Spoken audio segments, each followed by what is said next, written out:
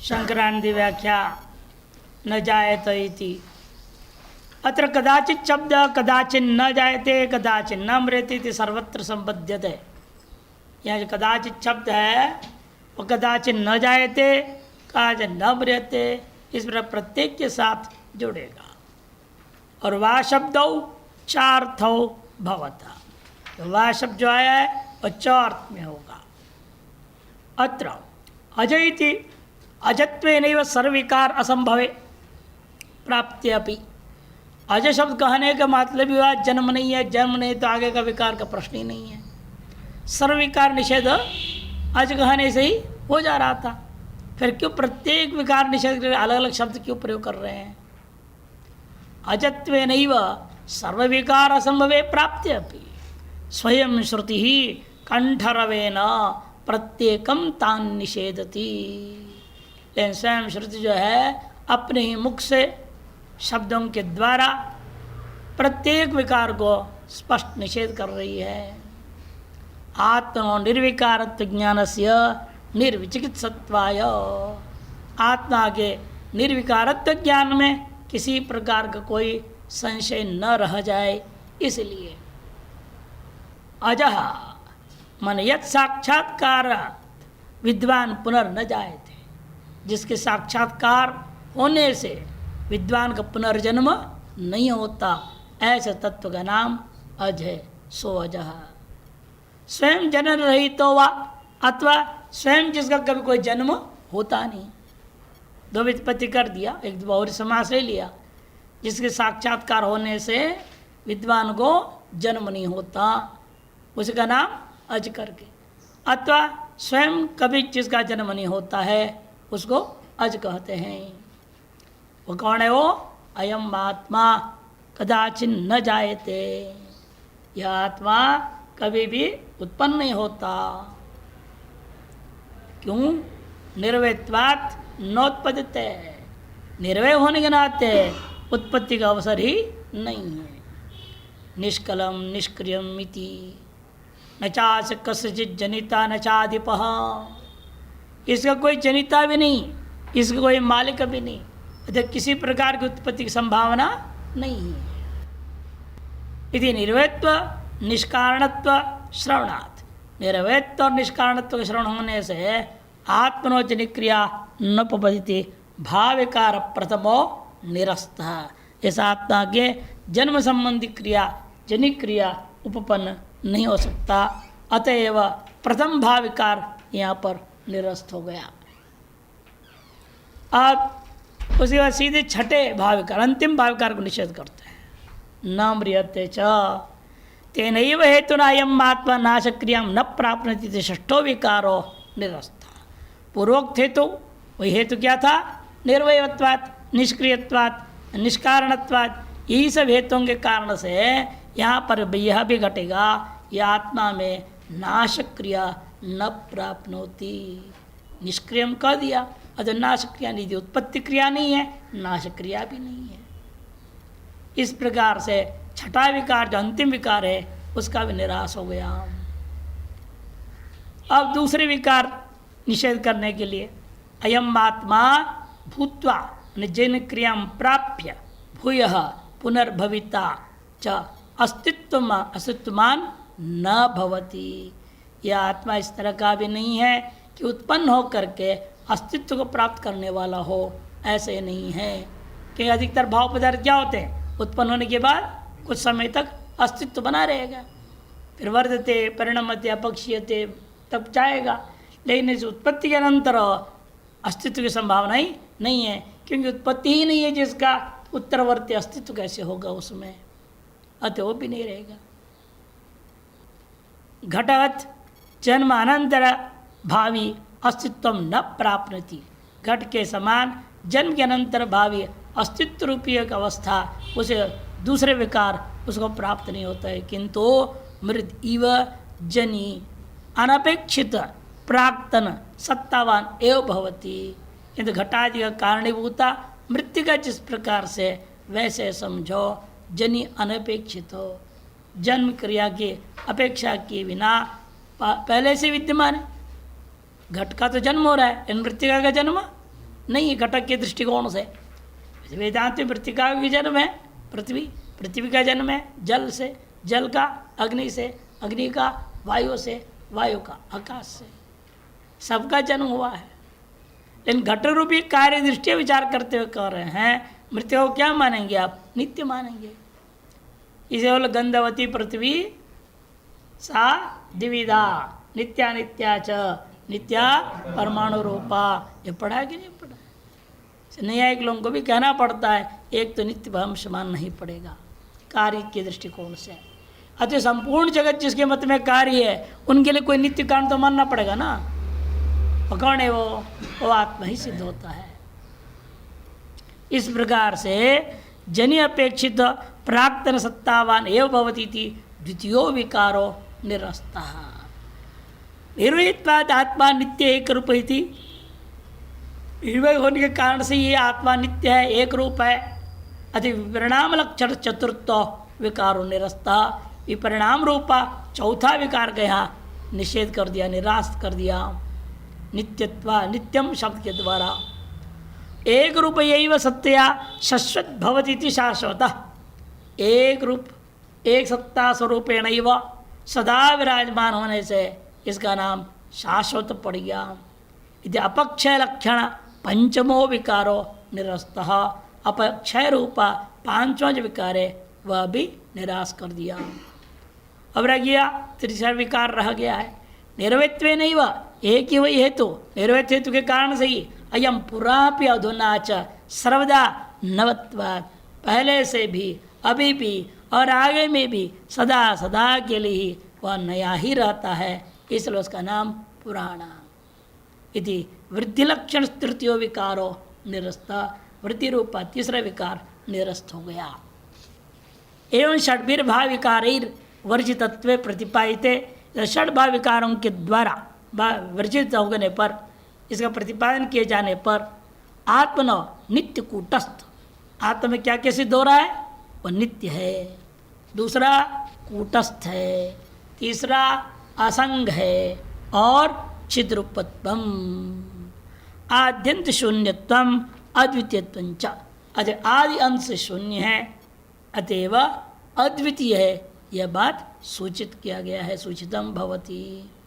तथापि यस्य श्रोतुर देहनाशाद आत्मनाश भ्रमो न नष्टः। फिर भी सुनने वाले के मन में भले ही आत्मा अपने आप में नित्य है, इन उपाधि का नष्ट होने से उपहित भी नष्ट हो जाएगा। ऐसे जब भ्रमित होने वाले के लिए भी जवाब देना जरूरी था। शरीर रूपी उपाधि का नाश से आत्मा का विनाश का भ्रम होगा। न नष्ट मत्वा, लेकिन उसका वह भ्रम दूर नहीं होगा। यह मान करके उसके भ्रम को दूर करने के लिए यत्र भ्रम तत्रैव पमान सम्यक बोधनीय। जिस उपाधि में प्रतिष्ठित होकर व्यक्ति भ्रमित हो रहा है, उसी उपाधि से उसका भ्रम को दूर करना है। यत्र जिसमें रह करके उसको भ्रम हो रखा है, तत्रैव उसी में पुरुष को सम्यक बोध कराना होगा ताकि वह भ्रम वहाँ नष्ट हो जाए। इति तस्य भ्रमम छित्तुम महा। उसके भ्रम का निषेध कर छेदन करने के लिए, संशय को दूर करने के लिए न हन्यते, हन्य माने शरीरे कहना पड़ा। अस्मिन् शरीरे खड्गादिना, खड्गादि के द्वारा हन्य माने छिद्यमाने सत्यपि आत्मा निर्विकारत्वाद। आत्मा निर्विकार होने से स्वयं घटे विद्यमाने, स्वयं घट का नष्ट होने के बावजूद भी यथा घटाकाश नष्ट नहीं होता, घटाकाश के समान न हन्यते। हनन क्रिया विषय, हनन क्रिया का विषय माने कर्म वह नहीं होता। घटे नष्टे घटकाशवद् देहे नष्ट सत्यपि आत्मा स्वयं स्वरूपेणैव तिष्ठति। जैसे घट के नष्ट होने पर घटाकाश अपने स्वरूप में स्थित रह जाता है, उस शरीर का नष्ट होने पर भी आत्मा अपने स्वरूप से स्थित रहेगा। तथा च श्रुति, श्रुति भी इसी बात कर रही है। अविनाशी वार्यम आत्मा अनुच्छित्ति धर्मा। अरे मैत्रेयी, ये जो आत्मा है, अयम आत्मा कैसा है? अविनाशी है। उसका कारण नाश पर का नाश नहीं हो सकता। लेकिन अवयवशत ही उच्छेद हो जाए, जैसे पानी उबालते जाओ तो क्या हो जाएगा, सब वाष्प होकर खत्म हो जाएगा। होगा कि नहीं होगा? जैसे आत्मा उड़ के खत्म हो जाए, एक एक कण उसके अवयव उड़ के, ऐसे कहा कि नहीं, अनुच्छित्ति धर्मा, उसका उच्छेद किसी प्रकार के भी नहीं हो सकता। अनुच्छित्ति धर्मा है वो आत्मा।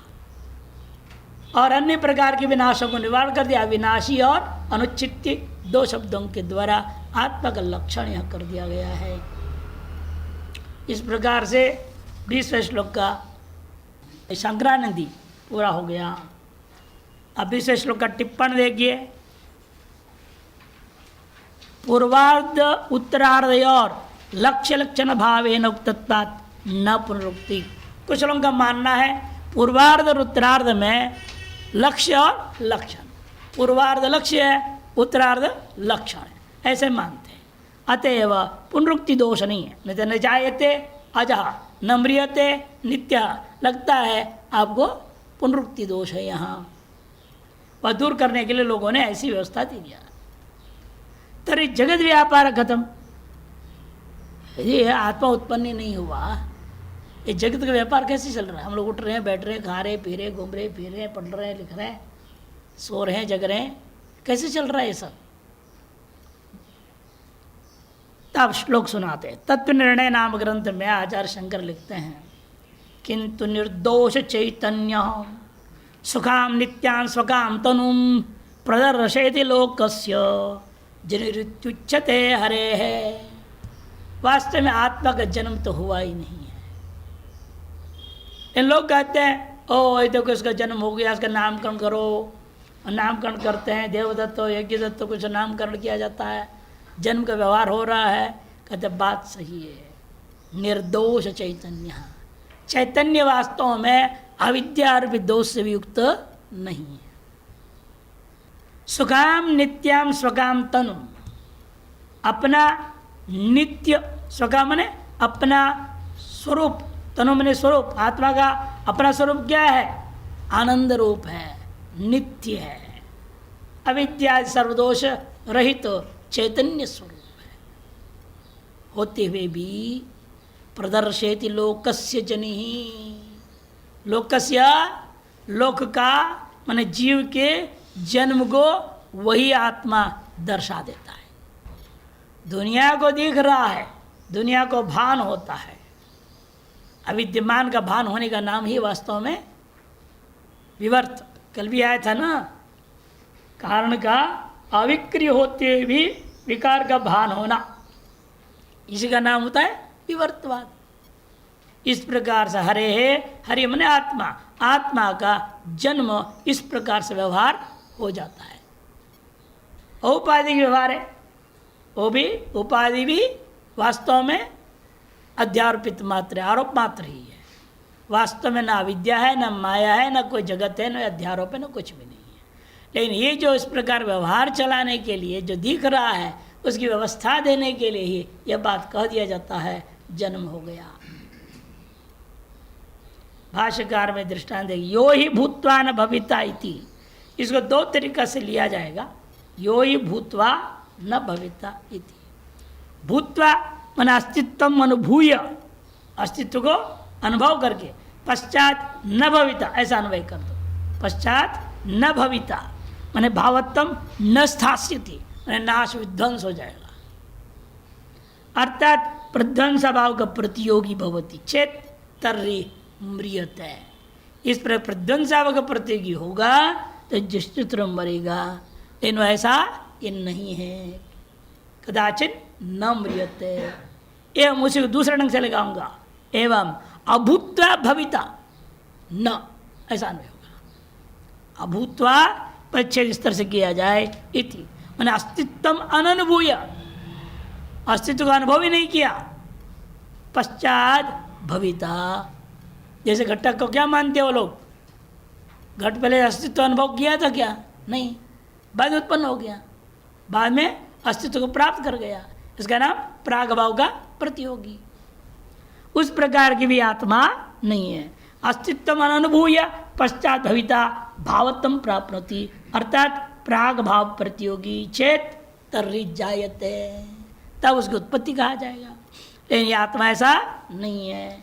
यह एतादृशो न भवति सो न जायते न म्रियते। जिस प्रकार से प्रध्वंसा भाव का प्रतियोगी नहीं है अथवा प्राग भाव का भी प्रतियोगी नहीं है, उसी के बारे में कहा जाता है न जायते न म्रियते वा कदाचिन्निति। एक और बात यहाँ इस श्लोक के बारे में जानना है। कुछ और लोगों ने क्या लिया, न जायते से प्रथम विकार निषेध, उसे कोई विरोध नहीं है। न म्रियते से छठे विकार का निषेध, इसमें कोई विरोध नहीं है। नायम भूत्वा भविता वा न भूया, इसको क्या लिया था संग्राम ने, द्वितीय विकार का निषेध। और नित्य शब्द से उन्होंने क्या लिया था, आपका चौथे विकार का निषेध लिया नित्य से, और शाश्वता से पंचम विकार, और पुराना शब्द से जो है तीसरे विकार को लिया। यहाँ पर अजो नित्य का बताया पहले ही, न जायते के लिए अज, न म्रियते के लिए नित्य का हेतु हेतु भाव से कहा गया है। इसे नित्य से उन्होंने जो लिया चौथा, वो कहना ठीक नहीं, शंकरानंद जी का भाष्य विरुद्ध हो जाएगा। इसलिए फिर चौथा विकार को कहाँ से लोगे, न हन्यते हन्यमाने शरीरे, उसके द्वारा हन्यते का क्या करूँगा, इसलिए धातुना अनेकार्थत्वात्। चौथा विकार क्या आपका विपरिणमत है, वो विपरिणमित का निषेध कर दो। इसलिए न हन्यते मैंने न विपरिणमते, कथम हन्यमाने शरीरे, विपरिणम्य माने भी शरीर है, शरीर का परिणाम होने के बावजूद भी ये आत्मा का परिणाम नहीं होता। ऐसे चौथे भाव्यकार को इस अंतिम पाद के द्वारा लेते हैं। इस प्रकार से अंतर को व्याख्याओं में समझना चाहिए। अब 21वें श्लोक के अवतरणी का भाष्य। येनम वेत्यंतारमित्यनेन मंत्रेण हनन क्रिया कर्ता कर्म च न भवति इति प्रतिज्ञाय न जायते इत्यनेन अविकृत्वे हेतुम उक्त्वा प्रतिज्ञातार्थम उपसंहरति वेदाविनाशनम इति। येनम वेत्यंतारम, इससे मंत्र के द्वारा हनन क्रिया का कर्ता कर्म आदि का निषेध कर दिया। उसके बाद न जायते मृत्यु, इसके द्वारा अविकृत्व रूपी हेतु को कथन करने के बाद प्रतिज्ञात अर्थ को उपसंहार करने के लिए वेदाविनाशनम इत्यादि श्लोक आरंभ होता है। एवं आत्मनो अहम अर्थस्य निर्विकारत्व नित्य कूटस्थ असंग चिद्रूपता तदेतत् पारमार्थिकम तत्वमिति प्रतिपाद्य। शंकराधिकार कहते हैं अपने अवतरणिका में, एवं आत्मनो अहम अर्थस्य, अहम अस्मि अहम अस्मि अहम अस्मि हर व्यक्ति के द्वारा बोला जा रहा है, उस अहम पद का अर्थ है आत्मा। और आत्मा कैसा है, निर्विकार है, नित्य है, कूटस्थ है, असंग है और चैतन्य रूप है।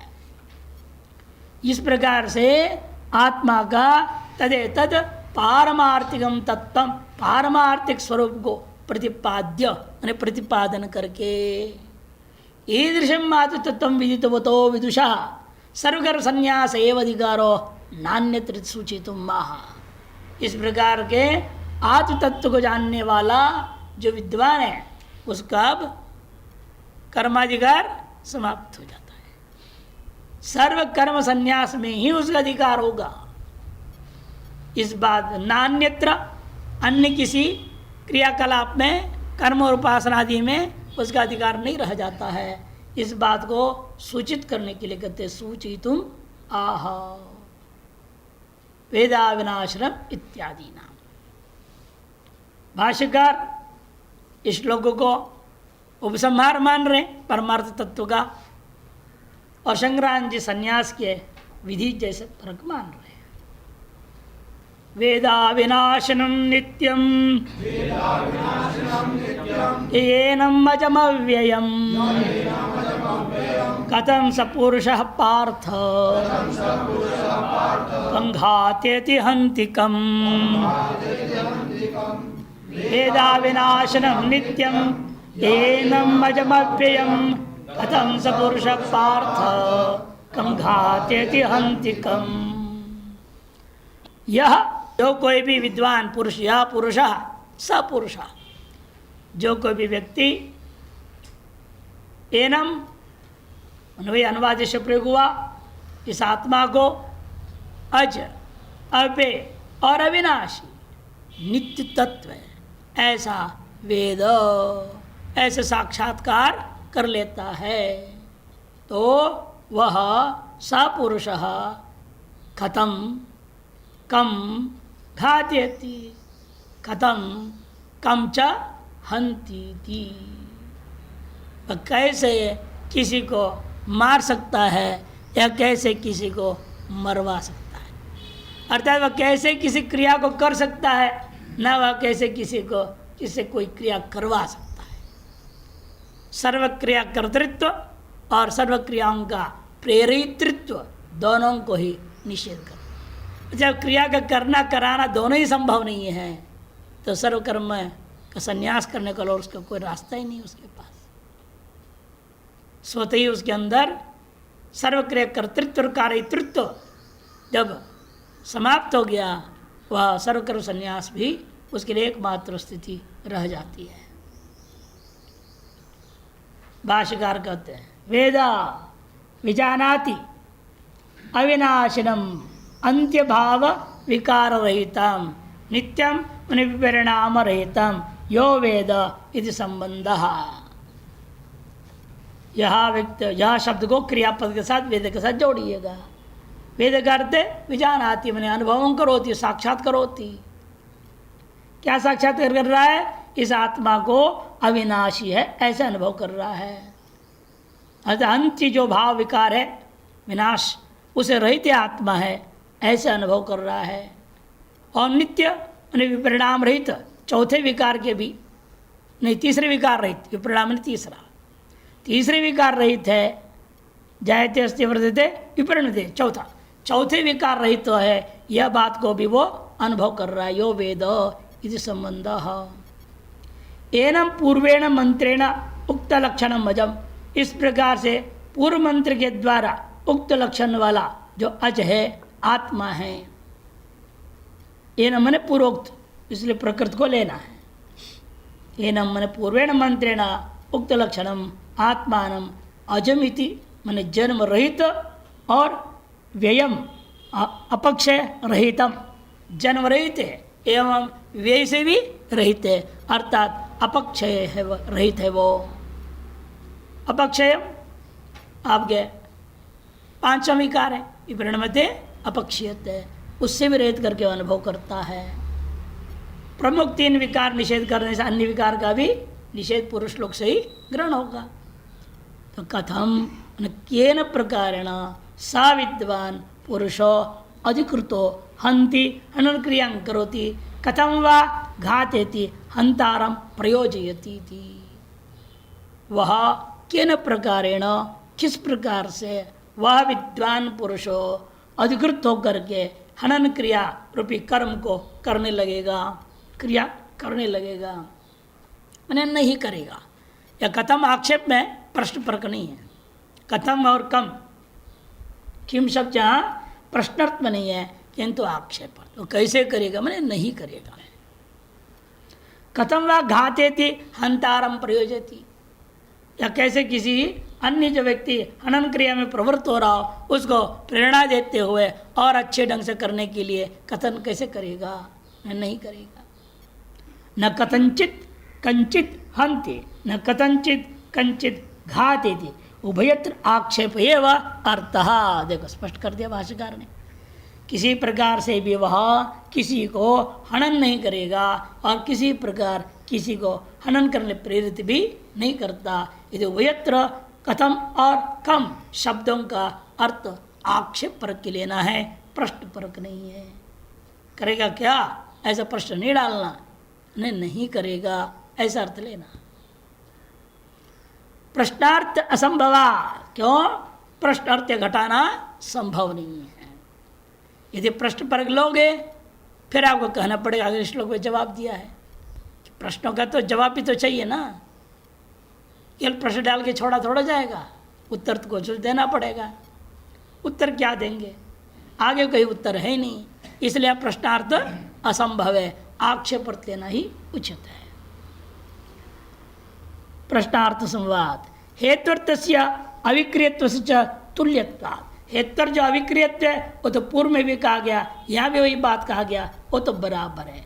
इसलिए विदुषः सर्वकर्म प्रतिषेध एवं प्रकरणार्थो अभिप्रेतो भगवतः, इसलिए विद्वान के द्वारा वास्तव में सर्वकर्म का प्रतिषेध ही यहाँ पर प्रकरण के द्वारा अभिप्रेत है भगवान से, ये मालूम होता है। भगवान यही कहना चाहता है जो आत्म साक्षात्कार वाला है वह सर्वकर्म का परित्याग करे, सर्वकर्म के उसके लिए प्रतिषेध है, कर्माधिकार समाप्त हो जाता है, ये कहने का अभिप्राय है। हंतेस तो आक्षेप उदाहरणार्थत्वेन कथितः, यहाँ पर कथित शब्द छूट गया है, भाष्य में है, यहाँ कट पेस्ट कर रहे हैं, कॉपी पेस्ट कर रहे हैं, वो कथित छूट गया। तो हंतेस तो आक्षेप में हंती जो क्रिया जो कहा गया उदाहरणार्थत्व न कथित, केवल सर्व क्रिया के लिए निषेध, वास्तव में केवल हनन क्रिया मात्र नहीं है, यह हन धातु क्या है, उदाहरणार्थ लिया गया है, ये उपलक्षण है सर्व क्रिया निषेध करने के लिए। अतएव कहते उदाहरणार्थत्व न कथित विदुषः कं कर्म असंभवे हेतु विशेषम पश्यन् कर्माणि आक्षिपति भगवान कथम सपुरुषेति, कि विद्वान के लिए किसी भी कर्म को करने में असंभावना को देखते हुए, इस हेतु विशेष को ध्यान में रखते हुए, जो पश्चिम देखते हुए कर्माणि आक्षिपति भगवान जो है कर्मों के प्रति विद्वान के लिए आक्षेप पर कथन कर रहे हैं। विद्वान कर्म कैसे कर सकता है, जो स्वरूप में प्रतिष्ठित हो गया वह कर्म नहीं कर सकता, शरीर से होता हुआ दिखाई दे रहा है, वो तो उसकी शरीर का अपना प्रार कर्म है, उसमें तो कर्तृत्व भोक्तृत्व तो खत्म हो गया। कथम सपुरुषेति ननु उक्तम एवं आत्मनो अविक्रियत्वं सर्वकर्म असंभव हेतु कारण विशेषः सति सत्य उक्तो। पूर्व पक्षी कहता है ये तो पहले कह चुके हैं, बार बार वही बात क्यों दोहरा रहे हैं आप। उक्तम एवं आत्मनो अविक्रियत्वं सर्वकर्म असंभव हेतु, सर्वकर्म के असंभव कारणीभूत अविकृत को पूर्व में कह चुके हैं, कारण विशेष, इसलिए असंभव है तो कारण विशेष पूर्व में कहा जा चुका है, तो फिर दोबारा कहने की क्या जरूरत थी है। सिद्धांत सत्यम उक्तो कहा गया, जरूर कई बार कह दिया जाए, लेकिन फिर भी आदमी के दिमाग में बैठता नहीं है। बारंबार सुनने के बावजूद भी कोलू का बैल जैसे वहीं लौट के टिकता है। कोलू का बैल का स्वभाव है ना, जहाँ से शुरू करता है आवाज़ देता है, वो टक मार देता है, घूमता है, वो आके वहीं खड़ा हो जाता है, अब फिर आवाज़ देनी पड़ती है, फिर चलता है, फिर घूम करके वहीं खड़ा हो जाता है। इसी प्रकार से लोगों की बुद्धि भी है, द्वैत से शुरू करते हैं, आधे से नहीं अद्वैत है, चलते हैं। अद्वैत कैसा है, सोचते सोचते समझते वापस द्वैत में खड़ा हो जाते। इसलिए महात्मा लोग कोलू का बैल का दृष्टांत देते हैं, जो घूम फिर करके वहीं लौटता, किंतु परंतु लेकिन ये सब बोल करके कहाँ लौटा, वो वहीं जहाँ से शुरू किया था, जहाँ से शुरू किया वहीं लौटने के लिए ये दृष्टांत कहा जाता है। यही सबका हाल है। इसीलिए श्रुति दयालु है, बार बार कहती है ताकि आपको पक्का करने के लिए। इसे कहते हैं सत्य मुक्तो न तो स कारण विशेषो अन्यत्वाद विदुषो अविक्रियत्वाद आत्मनैति। न तो स कारण विशेषो, लेकिन वह कारण विशेष जो है अन्यत्वात् विदुषो, विद्वान से भिन्नत्व न ग्रहण कर ले। विद्वान से विदुषो अन्यत्वात्, विद्वान से भिन्नत्व न ग्रहण हो जाएगा, फिर भी द्वैत रह जाएगा ना घूम फिर करके। कुछ भी अतिरिक्त रह जाए वो क्या हो जाएगा, द्वैत हो जाएगा। इसे अन्यत्व ने उसका भी खंडन करना है।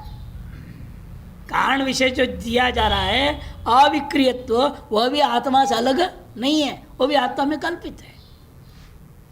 इसलिए कहते देखो अन्यत्वात् विदुष न तो कारण विशेष अन्यत्वेश अविकृतवाद आत्मन, आत्मा में जो अविकृतत्व है उसका अपना स्वरूप है, वो कारण विशेष उस विद्वान के स्वरूप से अन्य नहीं है। यह बात बताने के लिए कहा गया।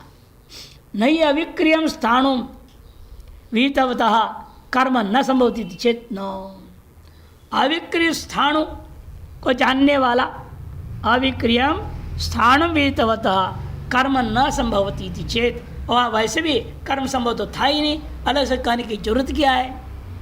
यदि चिन्ह विदुषः आत्मत्वात् न देहासंगादस्य विद्वत्ता, विद्वान का आत्मा अपना स्वरूप ही है और देहादि तो आत्मा नहीं हो सकता। देहाय संघातस्य न विद्वत्ता, देहाय संघात में विद्वत्ता नाम की चीज भी नहीं है। विद्वान कौन है? वो आत्मा ही विद्वान है, आत्मा ही स्वस्वरूप को अनुभव कर रहा है। आत्म साक्षात्कार क्या है? आत्मा खुद को अनुभव, जैसे आत्मानम आत्मनि आत्मना पश्यति, ये व्यवहार होता है। इसीलिए सोपाधि व्यवहार में भी हम लोग अधिकरण कर्ण कर्ता कर्म सब बोल देते हैं। तो उसी को लेकर यहाँ पर कह रहे हैं न देहा संघातस्य विद्वत्ता अतः पारिशेष्याद असंहत आत्मा विद्वान अविक्रीति तस्य विदुषा कर्म असंभवाद आक्षेपयुक्त। इसलिए असंहत आत्मा है, असंग आत्मा है। विद्वान जो है अविक्रिय, विद्वान जो आत्मस्वरूप तो प्राप्त अनुभव का वह असंहत होने के कारण से तस्य विदुषा कर्म असंभवाद, उस विद्वान के द्वारा किसी प्रकार कर्म का असंभावना को देखते हुए आक्षेप करना उचित है। कथम सपुरुषेति, यथा दृष्टांत समझा रहे, बुद्ध्यादि आहृतस्य शब्दाद्यर्थस्य अविक्रियेव सन् बुद्धिवृत्ति अविवेक विज्ञानेन अविद्यया उपलब्ध्यात्मा कल्प्यते। एवमेव आत्मा अनात्मविवेक ज्ञानेन बुद्धिवृत्तिया विद्ययापि सत्य स्वरूपयैव परमार्थ अविक्रियेव आत्मा विद्वान उच्यते।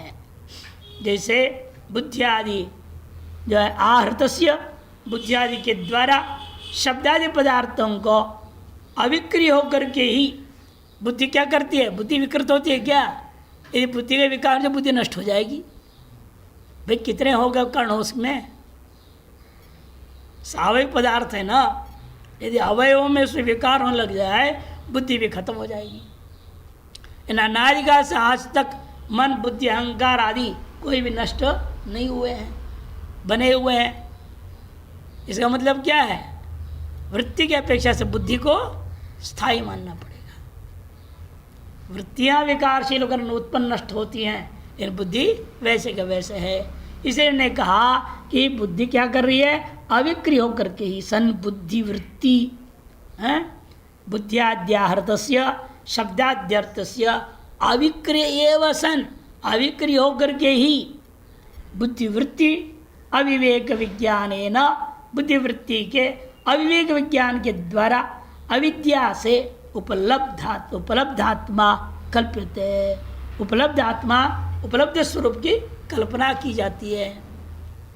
एवं ठीक उसी प्रकार से बुद्धि ने रूप को प्रत्यक्ष किया, ऐसे स्वीकार किया जाता है। बुद्धि ने रूप आदि का प्रत्यक्ष किया, ये उपलब्ध आत्मा बुद्धि के द्वारा रूप आदि को प्रत्यक्ष करने का कथन किया जाता है।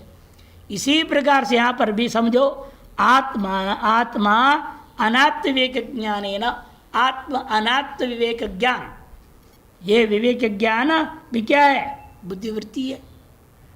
अखंडाकार वृत्ति भी क्या है? बुद्धिवृत्ति है। उस बुद्धिवृत्ति के द्वारा बुद्धिवृत्तियाँ, लेकिन वो कैसी है? ये और उसमें अंतर क्या है? वो अविद्या और ये विद्या, ये अंतर है। जगत विषय की जो वृत्ति होती है वो अविद्या होती है, और सर्व विषय की वृत्ति विद्या होगी। ये कहते विद्या सत्य रूपयैव, और विद्या भी कैसी है? ब्रह्म विद्या के नाते सत्य रूपा ही है। सत्य रूपा यह विद्या के द्वारा परमार्थ तो अविक्रिय एवं आत्मा विद्वान उच्यते। अविक्रिय आत्मा को ही विद्वान कह दिया जाता है। पहले अविक्रिय आत्मा को ही आपने उपलब्धा कहा। बुद्धि आदि वृत्ति के द्वारा अविद्या के माध्यम से उपस्थापित रूप आदि का ग्रहण करने से उस आत्मा को आपने क्या कहा? दृष्टा, श्रोता, मंता, उपलब्ध आदि कहते हो। और वही आत्मा अब अविक्रिय रूपेण रहकर विद्या के द्वारा जब गृहीत हो जाए तब उस आत्मा को विद्वान नाम से कहा जाएगा। पहले वो अविद्वान कहा जा रहा था, अब वही आत्मा को विद्वान कहा देंगे। इतना ही अंतर है। सब बुद्धिवृत्ति के द्वारा ही खेल चल रहा है। विदुषा कर्म असंभव वचनात् यानि कर्माणि शास्त्राणि विद्यन्ते तानि अविदुषो विहितानीति भगवतो निश्चयो अवगम्यते। और विद्वान के द्वारा कर्म की असंभावना का वचन कथन करते हुए जितने भी कर्म शास्त्रों के द्वारा विहित है वे सब के सब कर्म अविद्वान के प्रति विहित है। यही भगवान का निश्चय है, ऐसे मालूम होता है। ननु विद्यापि अविदुषे विधीयते। पूर्व पक्षी कहता है विद्या भी किसके लिए विधान किया गया? अविद्वान के लिए ही। भाई अविद्यावान ही विद्यावान बनना चाह रहा है ना, इसलिए अविद्यावान के लिए विद्या का विधान किया जा रहा है। ननु विद्यापि अविदुषे विधीयते। विदित विद्यस्य पृष्ठपेषणवद जो है विद्या विधान अनर्थक क्या? जिसने आत्म तत्व को जान लिया है ना, विदित विद्यस्य, जिसने आत्म तत्व का अनुभव कर लिया, साक्षात्कार कर लिया, उसके लिए विद्या का विधान करना भी व्यर्थ ही है। आत्मानुभूति के बाद विद्या को लेके क्या करेगा वो? जैसे आप पार पहुंच गए और नौका पकड़ के बैठे रहेंगे, अरे नौका छोड़ेंगे तब न जाएंगे। इसलिए विद्या अभ्यास करते करते करते ब्रह्म विद्या को अनुभूति होने के बाद उसको क्या करना पड़ता है? ब्रह्म विद्या भी अपने आप छूट जाएगी। अन्य तो इसके लिए फिर ब्रह्म विद्या उसके बाद भी अभ्यास करते ही रहने पड़ेगा। ऐसे विधि करोगे पिष्ट पेशन के समान व्यर्थ हुआ, पीसा हुआ को पीसने के समान व्यर्थ हो जाएगा विधि। ये पूर्व पक्षी कहता है। तत्र अवश्य कर्माणि विधीयन्ते न विषयति विशेषो नोपपद्यते। ऐसी स्थिति में अविद्वान के लिए कर्म का विधान किया गया, विद्वान के लिए कोई कर्म का विधान नहीं है। यह कथन करने में हमें कोई विशेष अंतर नहीं दिखाई दे रहा है। यदि चेन्न सिद्धांत से मत कहो। अनुष्ठेय से भावाभाव विशेष उपत्य है।